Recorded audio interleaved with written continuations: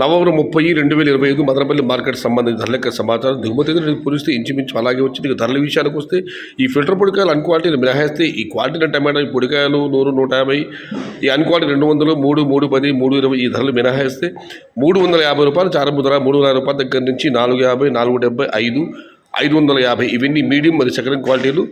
Number 1 super top and top fine క్వాలిటీలు top ధరలు ₹600 దగ్గర నుంచి ₹650, ₹680, ₹700 టాప్ అండ్ టాప్ ₹750. 1-2 లాట్లు ప్రస్తుతం చిన్న లాట్లు మాత్రమే.